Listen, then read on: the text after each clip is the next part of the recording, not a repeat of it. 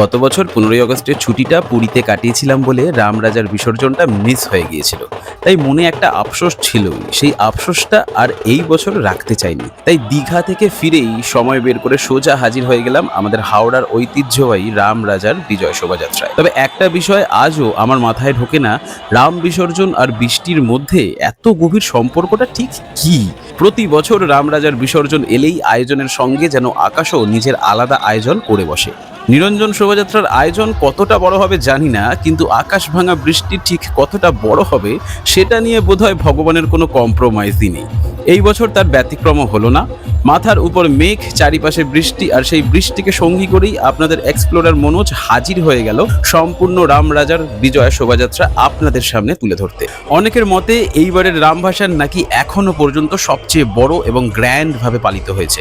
আয়োজনে যে বিশাল ছিল সেটা নিয়ে কোনো সন্দেহ নেই, কিন্তু ব্যক্তিগতভাবে আমার কাছে রামরাজার বিজয়ার আগের সেই দিনগুলোই হয়তো বেশি স্মরণীয় হয়ে থাকবে। কারণ একটা কথা আমি সবসময় বিশ্বাস করি, পুজো মানে আবেগ, ঐতিহ্য আর মানুষের মিলন, আর সেই জায়গায় রাজনৈতিক হস্তক্ষেপ আমার একেবারেই ভালো লাগে না। আয়োজনের মধ্যে সত্যি অনেক কিছু ছিল, কিন্তু প্রতিটা মোড়ে ক্যাম্প করে হাই ভোল্টেজ ডিজে বক্স, নাচ গান আর একেবারে ফুল ভলিউমে উৎসব, এইসব না থাকলে বোধহয় পরিবেশটা আরও সুন্দর লাগতো। আর আমাদের মতো ছোটোখাটো কন্টেন্ট ক্রিয়েটারদের অবস্থা, সেটা তো একেবারে ভাই, আগে ক্যামেরা বাঁচাও তারপর ভিডিও বানিও। শ্যুট করার জন্য সেই অর্থে জায়গা পাওয়াই খুবই মুশকিল। ক্যাম্পের লোকজন নিজেরাই ফোন বাঁকিয়ে লাইভ ভিডিও কল আর ভিডিও করতে ব্যস্ত। ফলে আমরা যারা একটু দূর থেকে এই ঐতিহ্যটাকে আপনাদের সামনে তুলে ধরতে চাই, তাদের জন্য জায়গা পাওয়াটা প্রায় যুদ্ধের মতো হয়ে দাঁড়িয়েছিল। এখন কেউ যদি বলেন এটা আপনার ব্যর্থতা, তাহলে আমি বলবো না, এটা কোনো অভিযোগ নয়, শুধু একজন ছোট কন্টেন্ট ক্রিয়েটর হিসেবে নিজের ক্ষোভটুকু প্রকাশ করলাম। রাজনৈতিক হস্তক্ষেপ আজকাল প্রায় সব পুজোতেই কম বেশি দেখা যায়, কিন্তু রামরাজা আমাদের হাওড়ার আবেগ। বছরের পর বছর ধরে যে ঐতিহাসিক ঐতিহ্য, মানুষের বিশ্বাস আর ভালোবাসাকে কেন্দ্র করে এই বিজয় যাত্রা চলে আসছে, সেখানে সেই আবেগটাই যেন সবার আগে থাকে।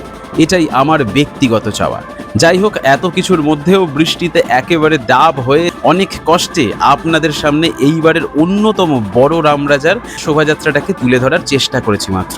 তাই ভিডিওটা একদম শেষ পর্যন্ত দেখবেন, পাশে থাকবেন, আর অবশ্যই একটা কমেন্ট করে জানাবেন আপনার চোখে এইবারের রামরাজার ভাসান কেমন লাগলো। আর ভিডিওটা শেয়ার করে দিন আপনার পরিচিতিদের সঙ্গে, কারণ হাওড়ার এই ঐতিহ্য শুধু আপনাদের দেখার বিষয় নয়, এটা নতুন প্রজন্মেরও সাক্ষী হয়ে থাকার মতো এক ইতিহাস। চলুন তাহলে আর বেশি কথা নয়, বৃষ্টি মাথায় ক্যামেরা হাতে শুরু হোক হাওড়ার রামরাজার বিজয়া শোভাযাত্রার গল্প। রামরাজার এই বিশাল বিজয়া শোভাযাত্রার পা রাখতেই প্রথমে চোখে পড়ল আমাদের পরিচিত সেই ঐতিহ্যবাহী ইছাপুরের সমীচণ্ডী বারোয়ারি। শোভাযাত্রার শুরুতেই নজর কাড়ল সুবিশাল রথের মতো সাজানো প্রচার গাড়ি, তার ঠিক পরেই একদল ঢাক ঢোলের বাদ্যি, আর তারপরেই প্রতিবারের মতো চোখে পড়ল সেই সুসজ্জিত টোটো। টোটোর উপরে ছোট্ট করে বসানো সমীচণ্ডী মায়ের মিনিয়েচার লাগানো সুন্দর করে একটা ব্যানার, আর পিছনে সুসজ্জিত মায়ের ঘট। সত্যি বলতে কি, এই দৃশ্যটা দেখেই মনটা যেন কয়েক মুহূর্তের জন্য পিছিয়ে গেল অনেকটা বছর আগে। নস্টালজিয়া জিনিসটাই এমন একটা দৃশ্য, একটা শব্দ, একটা পরিচিত সাজ, আর ব্যাস, চোখের সামনে পুরনো দিনের স্মৃতিগুলো একেবারে সিনেমার মতো ভেসে ওঠে।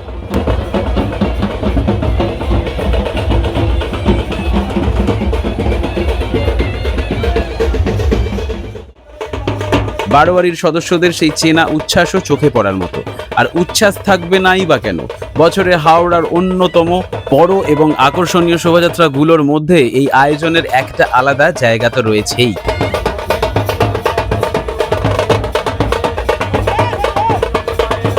এরপরেই চোখে পড়ল একেবারে অন্য ধরনের একটি দল, অঘোরী গ্রুপ। কাছ থেকে তাদের উপস্থাপনাটা সত্যি বেশ আকর্ষণীয় লাগলো। তবে কপিরাইটের ঝামেলা এড়াতে এখানে আপনাদের শোনানো গানের অরিজিনাল ভয়েসটা আমাকে পরিবর্তন করতে হয়েছে।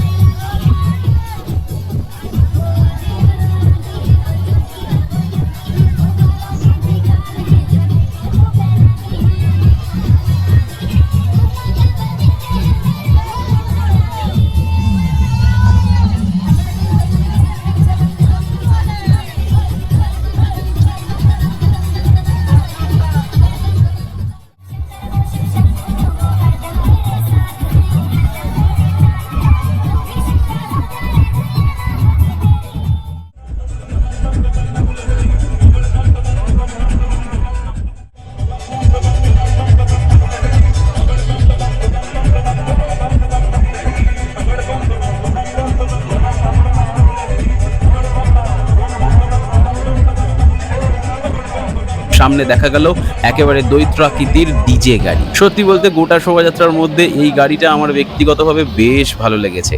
বিশেষ করে এর মধ্যে লাগানো বজরংবলীর অ্যানিমেটেড ভিজুয়াল দূর থেকে দেখলেও নজর আটকে যাওয়ার মতো।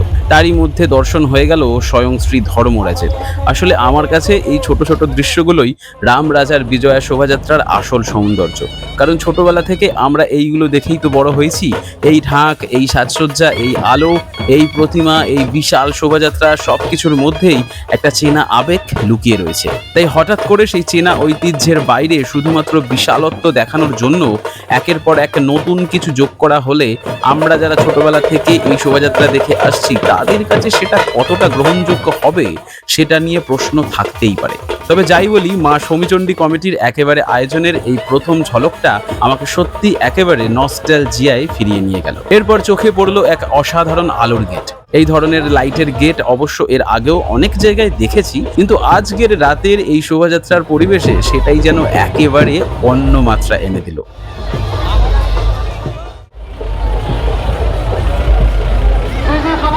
তারপর এক ব্যাঞ্জো দলের পরেই আবার সামনে এলো আরো একটি চমকপ্রদ আলোর গাড়ি।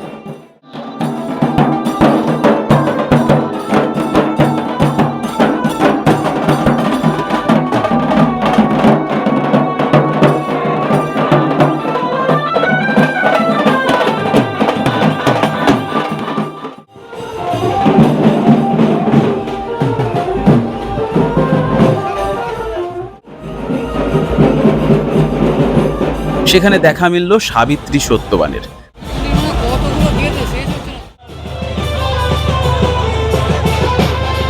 তারপরে একে একে আসতে থাকলো আরো ঝাঁ চকচকে লাইটের গেটের গাড়ি। মনে হচ্ছিল রাতের অন্ধকারটাই যেন আজ এই শোভাযাত্রার ক্যানভাস, আর এক একটা গাড়ি এসে তার উপর নিজের মতো করে আলো মেখে দিয়ে যাচ্ছে।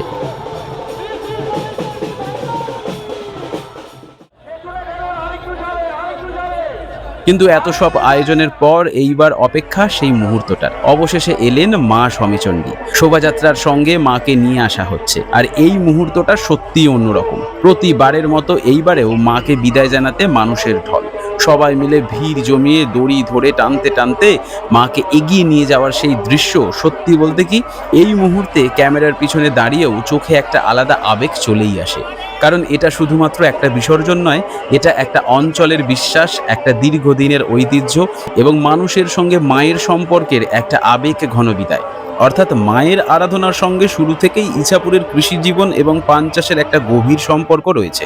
হাওড়ার বিভিন্ন অঞ্চলে চণ্ডীর নানান লোকায়ত রূপ দেখতে পাওয়া যায়। স্থানীয় লোকবিশ্বাস ও গবেষণামূলক আলোচনায় এই ধরনের চণ্ডী উপাসনার সঙ্গে রক্ষা, কৃষি, বাণিজ্য এবং মানুষের জীবিকার সম্পর্কের কথাও উঠে আসে।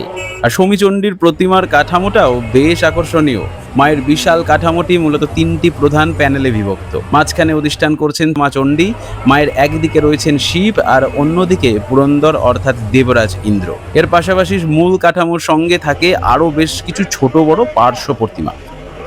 চায়ের কাপটা সঙ্গে নিয়ে বসুন, কারণ আজকের ভিডিওটা একটু লম্বা হতে চলেছে, কারণ গল্পটা হচ্ছে খুব বড়। এই প্রথম এক্সপ্লোরার মনোজের ক্যামেরায় এত বড় করে পুরো শোভাযাত্রা আপনাদের দেখাতে চলেছি, তাই 2-1 মিনিট দেখে ও হয়ে গেছে বলে পালিয়ে যাবেন না প্লিজ। কারণ অনেক কষ্ট করে বৃষ্টিতে ভিজে ভিডিওটা করেছি এবং 3-4 দিন ধরে এডিট করে আপনাদের সামনে তুলে ধরার চেষ্টা করেছি, তাই একটু ধৈর্য ধরুন, শেষ পর্যন্ত সঙ্গে থাকুন।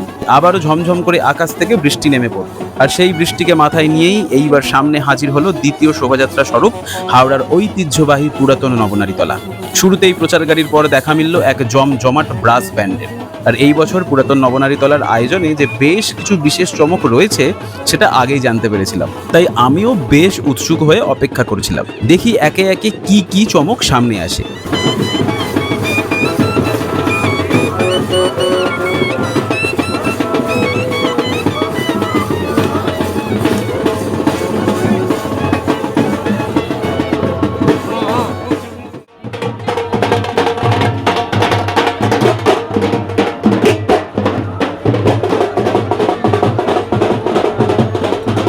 প্রথমেই চোখে পড়ল ছোট্ট কৃষ্ণের বকাসুর বধের সুন্দর উপস্থাপনা, তার সঙ্গে ছোট ছোট মেয়েদের সুন্দর নৃত্য পরিবেশনা।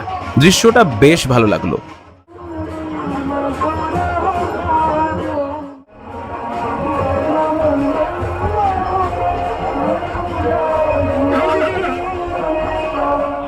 এরপর এলো কেরালার আদলে তৈরি আরও একটি নৃত্য বিভাগ।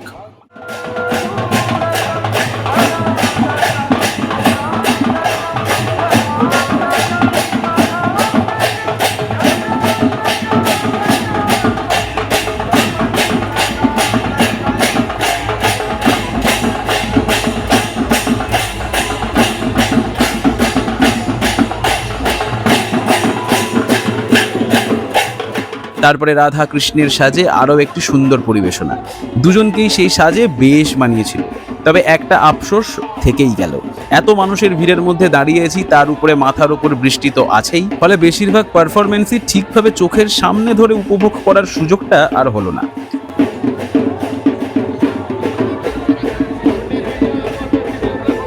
মানে শোভাযাত্রা দেখতে এসেছি ঠিকই, কিন্তু বৃষ্টি যেন আমাকে বলছে দেখা পরে হবে, আগে ভিজু। এরপরেই চোখে পড়ল একটা সুন্দর চতুর্দোল্লা, যেখানে অধিষ্ঠান করেছিলেন দশানন রাবণ, সঙ্গে মা সীতা এবং রাবণের ভগিনী সুপর্ণখা।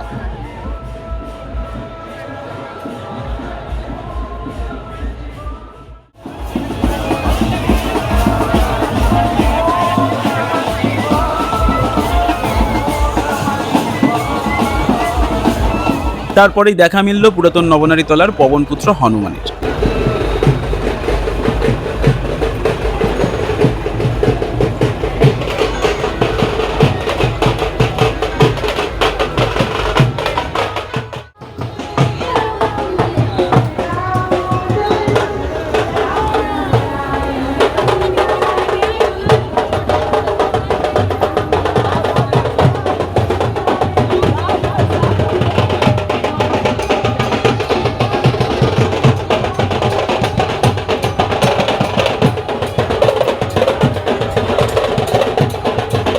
এরপর ব্যঞ্জ, তাসা, ঢাক, ঢোলের সঙ্গে পুরাতন নবনারীতলার সদস্যদের উচ্ছ্বাস আর উন্মাদনা ছিল সত্যি চোখে পড়ার মতো। মাথার উপর বৃষ্টি, চারিপাশে মানুষের ভিড়, তারপরেও তাদের এনার্জিতে কিন্তু বিন্দু মাত্র ঘাটতি নেই। সত্যি বলতে বৃষ্টিতে ভিজতে ভিজতেও তাদের সেই উন্মাদনা দেখাটা একটা আনন্দের মুহূর্তের থেকে কোনো অংশে কম ছিল না।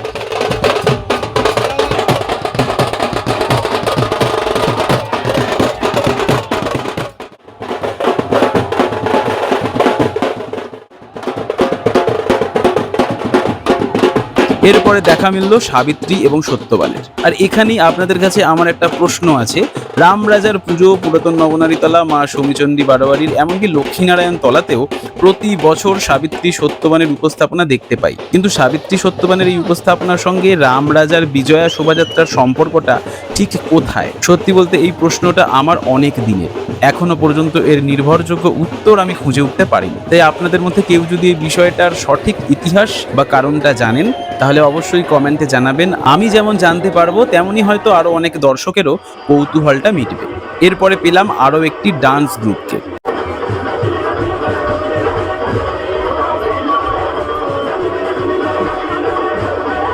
তারপরে চোখে পড়লো ডলফিনের আকৃতিতে তৈরি একটি সুন্দর লাইটের গাড়ি, কিন্তু দুর্ভাগ্যবশত কোনো একটা সমস্যার কারণে তখন সেটার আলো বন্ধ ছিল। এরপরেই দেখা মিলল সেই পরিচিত দৃশ্যের জগন্নাথ মহাপ্রভুকে জড়িয়ে থাকা শ্রী চৈতন্য মহাপ্রভু। প্রতি বছর জগন্নাথ মহাপ্রভুর এই উপস্থাপনার সঙ্গে একটা আলাদা অ্যাম্বিয়েন্স দেখতে পেতাম, কিন্তু এই বছর সেই পরিচিত দৃশ্যের সঙ্গে আগের বছরের মিলটা ঠিক খুঁজে পেলাম না। সত্যি বলতে একটু হলেও ফিকে লাগলো। এরপরে আকর্ষণ হিসেবে সামনে এলো ছোট ছোট মেয়েদের একটি সুন্দর দল। পোশাক পরিচ্ছদে বেশ ভালো লাগছিল, কিন্তু এখানেও একই সমস্যা, এত মানুষের ভিড়ের মধ্যে তাদের কোনো পারফরমেন্সই ঠিকভাবে চোখে পড়লো না। তারা মূলত পায়ে হেঁটেই এগিয়ে যাচ্ছিলেন। তখন একটা প্রশ্ন মাথায় এলো, দর্শকদের সামনে পারফরমেন্স করার সুযোগই যদি না থাকে, তাহলে এত বড় শোভাযাত্রায় শুধুমাত্র হেঁটে যাওয়ার জন্য একটা দলকে নিয়ে আসার আসল উদ্দেশ্যটা কি? কারণ আমরা দর্শকরা তো সেই পরিবেশনাগুলোই দেখতে চাই। এরপরে দেখা মিলল শ্রী হরি স্বয়ং নারায়ণের। আর নারায়ণের পরেই এলো আরও একটি চমক, আরও একটি পাপেট টিম। কিন্তু দুঃখের বিষয়, এখানেও তাদের পারফরমেন্সটা ঠিকমতো চোখে পড়লো না। এত বড় শোভাযাত্রা, এত আয়োজন, এত দর্শক, তারপরেও যদি পারফরমেন্স না হয়ে সবাই শুধু হেঁটে চলে যায়, তাহলে দর্শক হিসেবে দেখার আনন্দটাই তো অনেকটা কমে যায়, তাই না? এরপর অবশেষে দেখা মিলল একটি লাইটের গেটের। আর এতক্ষণ পরে একটা লাইটের গেটকে জ্বলতে দেখে মনে হলো, আহা, অবশেষে বিদ্যুৎ বাবাজিও আমাদের শোভাযাত্রায় ফিরে এসেছেন। জানতে পারলাম এই ট্যাবলোটি স্পন্সর করেছে সুমিত্রা দেবী ট্রাস্ট।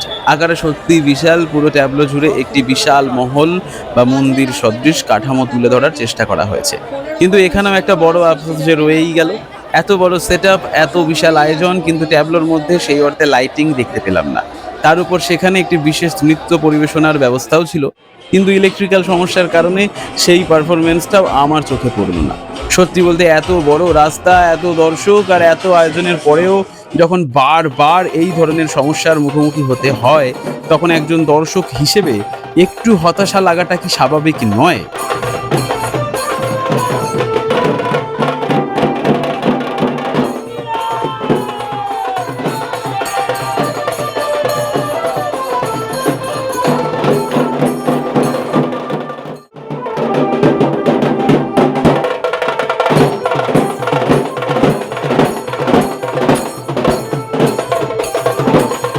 অবশেষে একটা পরিবেশনা চোখে পড়ল, কিন্তু এখানেও আমার কপালটা খুব একটা ভালো ছিল না। রাস্তার দুপাশ থেকে কিছু সদস্য এবং ক্যাম্পের কিছু দর্শক বা সদস্য, আপনারা যেটাই বলতে পারেন, সামনে এসে নিজেরাই ভিডিও করতে ব্যস্ত হয়ে পড়েছিলেন। ফলে আমি নিজেও ঠিকমতো পারফরমেন্সটা দেখতে পারলাম না, আর আপনাদের জন্য সেভাবে ক্যামেরাবন্দি করতে পারলাম না।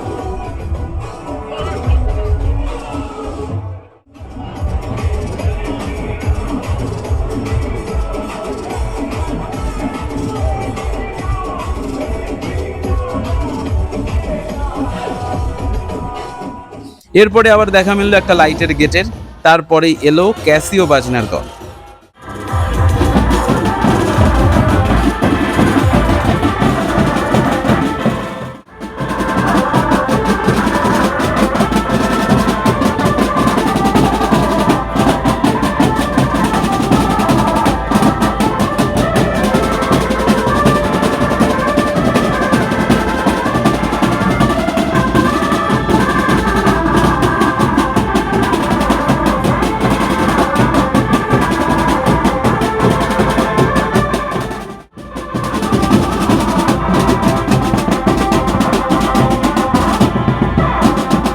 আর ব্যাঞ্জো দলের বাজনার কিন্তু ছিল একেবারে চরম টেম্পার।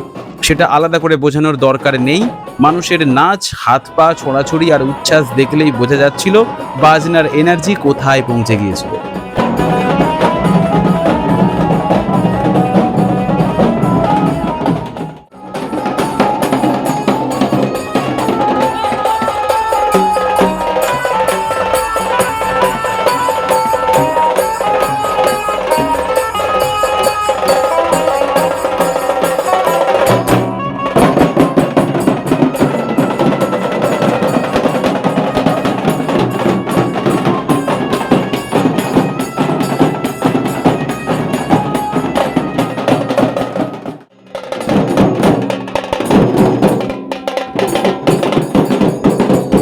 এতক্ষণে বুঝতেই পারছেন, পুরাতন নবনারীতলার আয়োজনে চমকের কিন্তু কোনো খামতি তারা রাখেনি। এরপরে আবার চোখে পড়ল আরও একটি পরিবেশনা।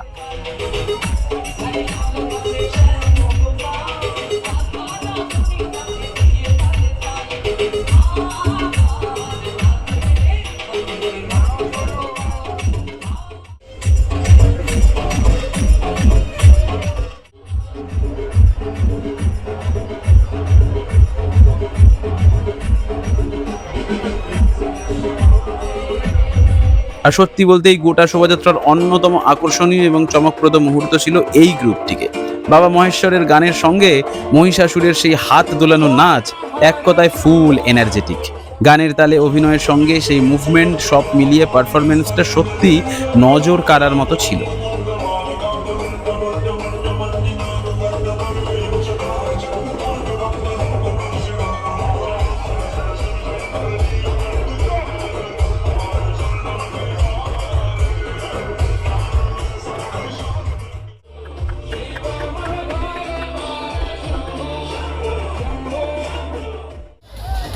এরপর সামনে এলো এক বিশাল দৈত্যাকার লেজার লাগানো ডিজে গাড়ি, আর এখানেই যেন শোভাযাত্রার পরিবেশটা একেবারে অন্য মাত্রা পেল।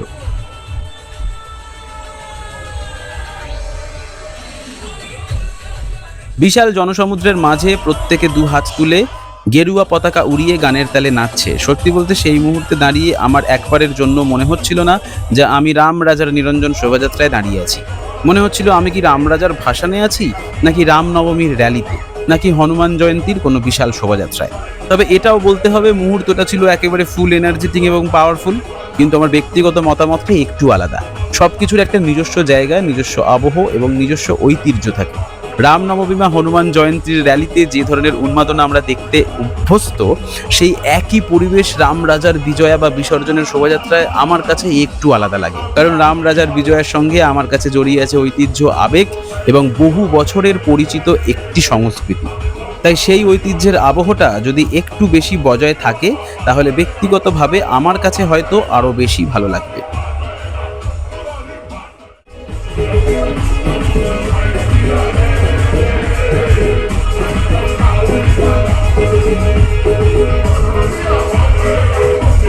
এরপরে একে একে দেখা মিলল ৩টি ঝাঁ চকচকে ইলেকট্রিক লাইটের গেটের। তারপরে এলো একটি কীর্তনিয়ার দল।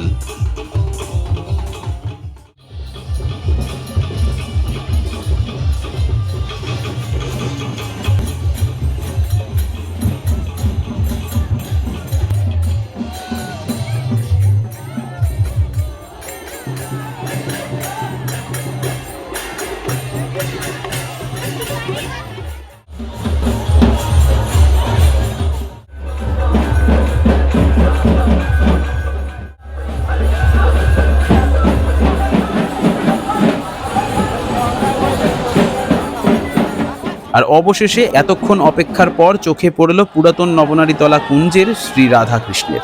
সত্যি বলতে এই প্রতিমার রূপ দেখে কিছুক্ষণ থমকে দাঁড়াতেই হয়। কি অসম্ভব সুন্দর, শান্ত আর অমায়িক সেই রূপ। কিছু সৌন্দর্য ক্যামেরায় ধরা যায়, কিন্তু সৌন্দর্য শব্দে বর্ণনা করা যায় না। কিন্তু শ্রী রাধাকৃষ্ণের এই রূপটা শুধু অনুভব করার মতো।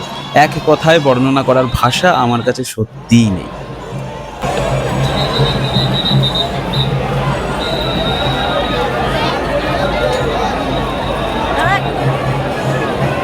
পুরাতন নবনারীতলার সেই সুবিশাল শোভাযাত্রা পেরিয়েও কিন্তু বৃষ্টি থামার কোনো নাম নেই। বরং সময় যত এগোচ্ছে বৃষ্টির তীব্রতাও তত বাড়তে থাকছে। আর সেই প্রবল বৃষ্টিকে মাথায় নিয়েই এগিয়ে চললাম তৃতীয় শোভাযাত্রার দিকে, নতুন নবনারী কুঞ্জে।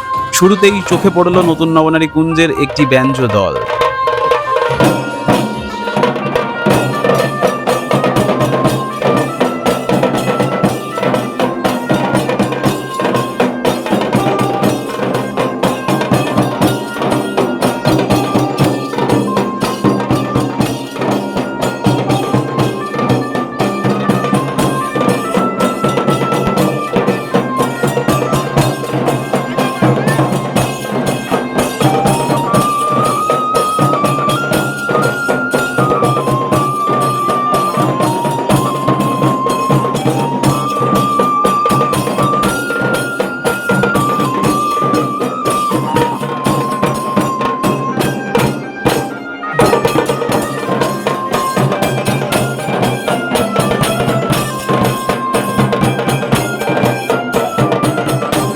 তারপরে সামনে এলেন শ্রী হরি। এরপর আবারও দেখা মিলল আরও একটি ব্যঞ্জদলে। এত মানুষের ভিড়, চারপাশে এত উন্মাদনা, আর মাথার উপর এক টানা বৃষ্টি। সত্যি বলতে কি এতক্ষণে আমি নিজেই কতটা ভিজে গেছি সেটা আর আলাদা করে বোঝার মতো অবস্থা নেই। মনে হচ্ছিল বৃষ্টি হচ্ছে ঠিকই, কিন্তু শোভাযাত্রার এনার্জির কাছেও সেই বৃষ্টিও যেন হার মেনে গেছে।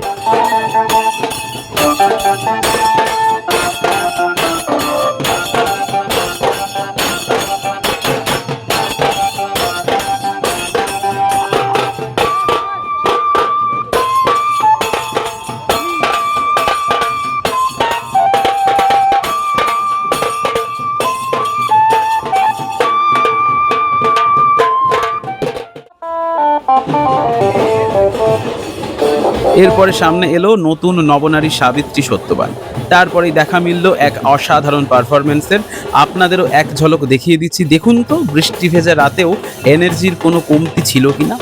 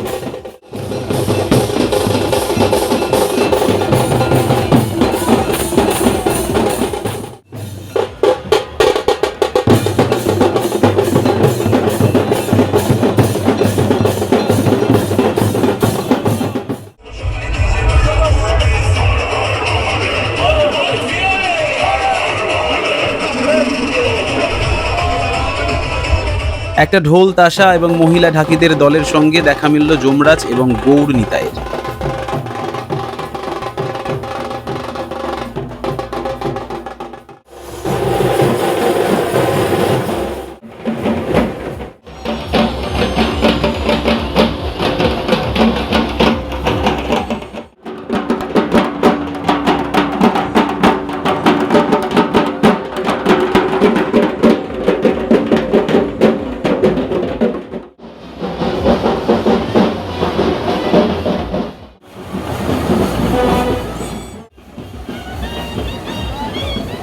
এরপরে নজরে এলো একটি দুর্দান্ত ইংলিশ ব্রাস ব্যান্ড।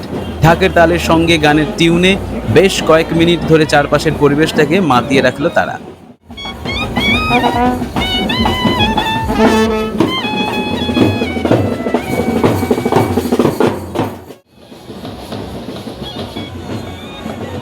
এরপরে এক লাইটের গেট, আর তারপরে দ্রুত গতিতে এগিয়ে যাওয়া ধামসা মাদলের দল, আর তারপর দেখা মিলল মহাদেবের।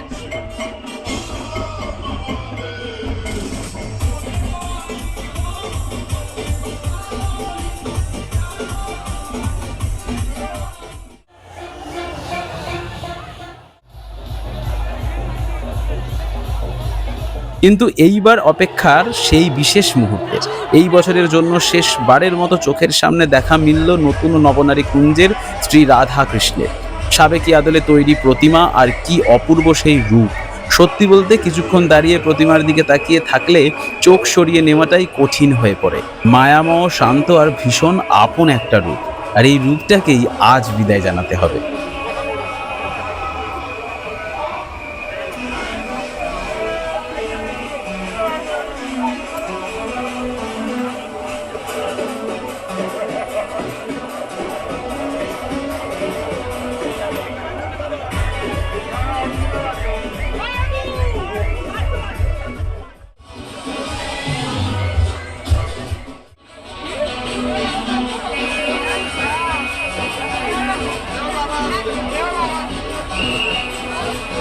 শ্রী শ্রী রামচন্দ্র জয়তু, মানে এইবার আমরা এসে দাঁড়িয়েছি অপেক্ষার একেবারে শেষ প্রহরে। কারণ এইবার আসতে চলেছেন আমাদের হাওড়ার রাম রাজা।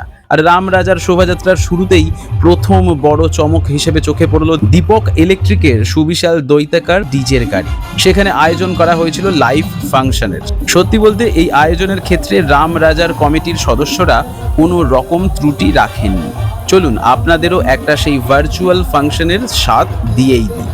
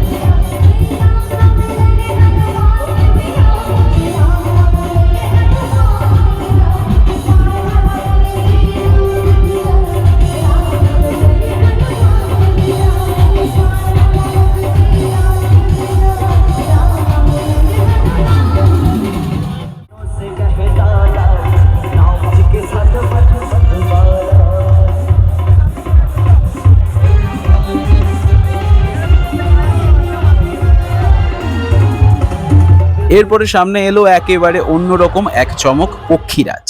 হ্যাঁ, ঠিকই শুনছেন, লাইট দিয়ে তৈরি এক বিশাল পক্ষীরাজ।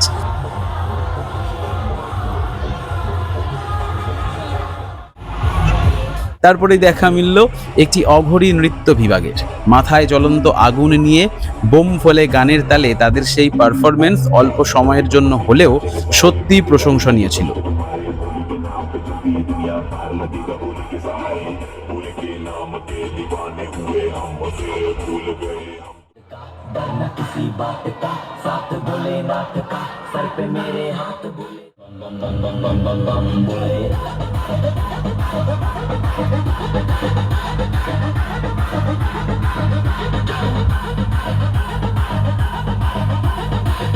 এরপরে সামনে এলেন রাম রাজাতলার পবনপুত্র হনুমান স্বয়ং বজরংবলী।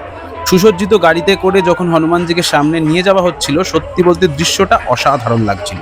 কি ঠিক বললাম তো? কি অসাধারণ লাগছে, তাই না?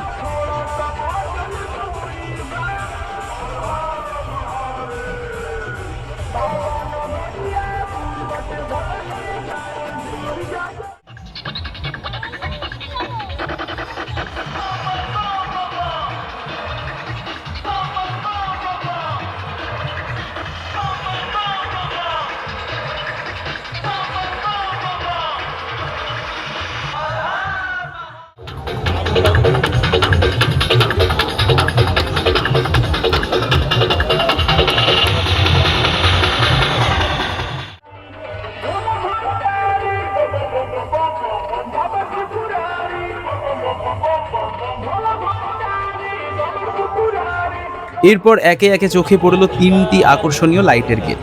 আর এই 3টে লাইটের গেট আমার ব্যক্তিগতভাবে ভীষণ ভালো লেগেছে। এর আগে জগন্নাথ, বলরাম ও সুভদ্রাকে নিয়ে তৈরি লাইটের গেট অনেক জায়গাতেই দেখেছি, কিন্তু এইবারের এই গেটগুলোর নকশা এবং উপস্থাপনায় একটা আলাদা বৈচিত্র্য ছিল। একদিকে চোখ ধাঁধানো আলো, অন্যদিকে সেই পৌরাণিক আবহ, সব মিলিয়ে বেশ আকর্ষণীয় লাগছিল। এই আলোর গেটগুলোর মাঝেই কখনো দেখা মিলল শ্রীহরির, কখনো যমরাজের, আবার কখনো সাবিত্রী সত্যবানের।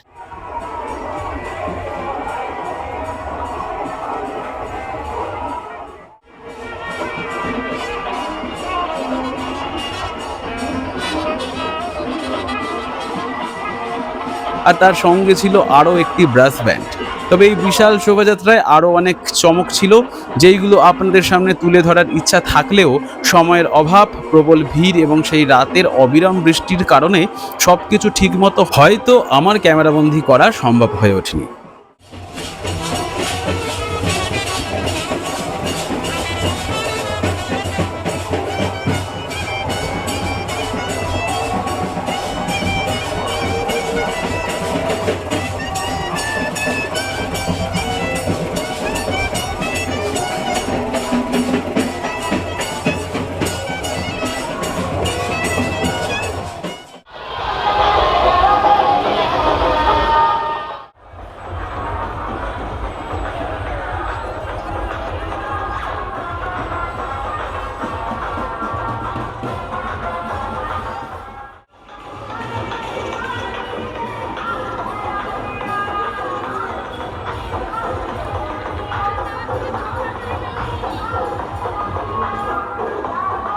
তার মধ্যে উল্লেখযোগ্য ছিল প্রজাপতি বেশে মহিলাদের একটি সুন্দর নৃত্য বিভাগ, আর তার সঙ্গে ছিল রামরাজাতলার বিশেষ আদিবাসী নৃত্য।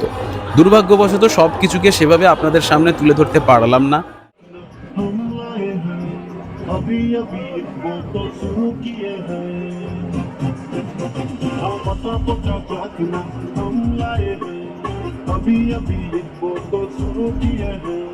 थोड़ा थोड़ा चाइनीज पर पैक बनाया और बदले बदल पी के नशा चढ़ाया। दोस्तों से मंगनी जरबाटी में, दोस्तों से मंगनी जरबाटी में हम माल पिएंगे, और पिएंगे हम माल पिएंगे, माल पिएंगे। কিন্তু এতক্ষণে বোধহয় আপনারা বুঝেই গেছেন এইবার আসছে সেই মুহূর্ত, যার জন্য এতক্ষণ ধরে আমরা অপেক্ষা করছি। অবশেষে রাম রাজার আগমনের পালা। যে রামকে কেন্দ্র করে এতদিন ধরে রাম রাজাতলার উৎসব, যে রামকে ঘিরে মানুষের এত আবেগ, এত আনন্দ, এত ভক্তি, আজ সেই রাম রাজাই এইবার বিদায় নেবেন। এইবার সেই ঐতিহাসিক রামের টানা গাড়িতে করে গঙ্গার উদ্দেশ্যে পাড়ি দেবেন রাম রাজা। আর তাকে একবার শেষবারের মতো চোখের দেখা দেখার জন্য রাস্তার দুই ধারে দাঁড়িয়ে হাজার হাজার মানুষ, কেউ ছাদে, কেউ জানলায়, কেউ রাস্তার ধারে, সবার চোখ কিন্তু এক জায়গায়, রাম রাজার দিকে। সত্যি বলতে সারা ভারতে এমন পুজোর ঐতিহ্য খুবই বিরল।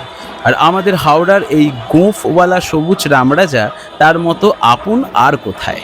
অবশেষে তিনি এলেন, রাজকীয়ভাবেই এলেন। আজ রাম রাজা যাচ্ছেন, কিন্তু রাম রাজা চলে গেলেই কি তার রাজত্ব শেষ?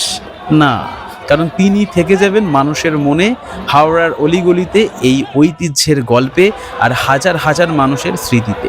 আজ গঙ্গার জলে তার বিসর্জন হবে, আর ঠিক সেখান থেকে শুরু হবে পরের বছরের অপেক্ষা। আবার আসবে রামনবমী, আবার সাজবে রামরাজাতলা, আবার বাজবে ঢাক, আবার মানুষের ঢল নামবে রাস্তায়, আবার হাজার হাজার মানুষ অপেক্ষা করবে সেই পরিচিত সবুজ রামের জন্য। আর একদিন আবার শোনা যাবে সেই ধ্বনি, শ্রী শ্রী রামচন্দ্র জয়তু। এই বিশাল নিরঞ্জন শোভাযাত্রা সুষ্ঠুভাবে সম্পন্ন করার জন্য হাওড়া প্রশাসন, fire brigade, CSC, Howrah city police এবং বিভিন্ন অপটিক্স ব্রডব্যান্ড কোম্পানিগুলিকে অনেক ধন্যবাদ। তাদের সহযোগিতা ছাড়া এই বিশাল শোভাযাত্রাকে সুষ্ঠুভাবে সম্পন্ন করা সত্যিই হয়তো সম্ভব হতো না।